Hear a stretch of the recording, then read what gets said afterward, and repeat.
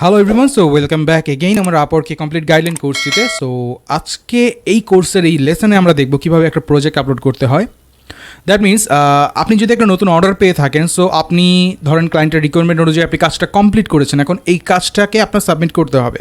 So কীভাবে submit করবে সেটাই আমরা আজকে লেসনে দেখব প্র্যাকটিক্যালি অ্যান্ড রিয়েল একটা প্রজেক্ট দিয়ে। So let's see.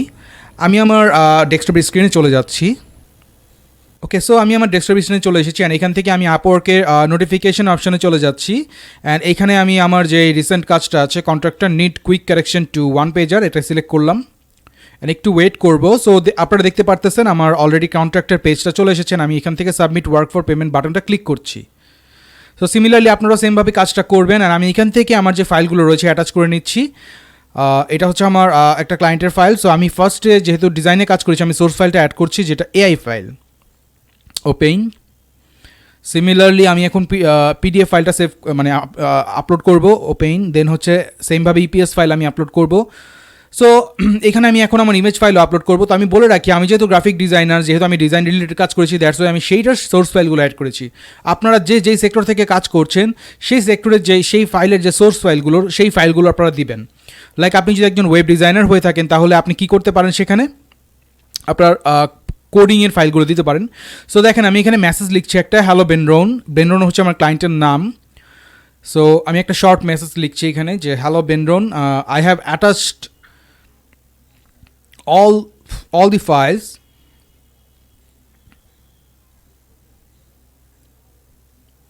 after correction.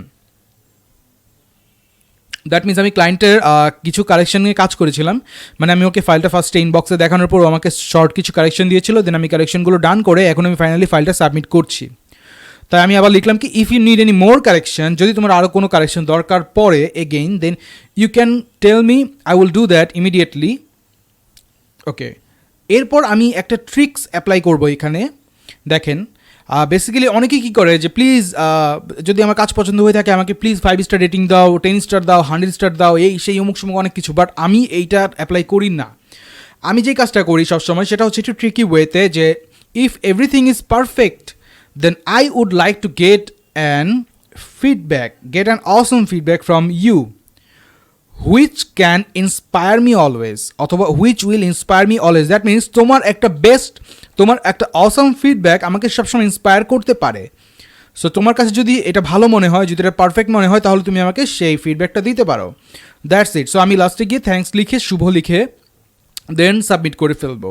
So এই ট্রিকটা আপনারা অ্যাপ্লাই করতে পারেন। তাহলে কী হবে, ক্লায়েন্ট কখনো বলতে পারবেন আপনি ওর থেকে 5 স্টার রেটিংস চাইছেন, বাট ও বুঝে যাবে যে ইয়েস আপনি 5 স্টার রেটিংয়ের কথাই বলছেন। ওকে ডান। সো এখানে ওরা আপনাকে একটা কমপ্লিমেন্ট দিবে যে nice job completing the last milestone blah blah blah. So আপনি যদি ক্লায়েন্টকে আরও কোনো মানে মাইলস্টোন সেন্ড করতে চান তাহলে আপনি প্রপোজ মাইলস্টোনে সিলেক্ট করবেন। আর যদি মনে করেন যে না দরকার নেই তাহলে আপনি ক্লোজ করে দিতে পারেন অথবা নো থ্যাঙ্কসে ক্লিক করতে পারেন। So this is the way actually যে কীভাবে আপনি আপনার ক্লায়েন্টকে ফাইল সাবমিট করবেন।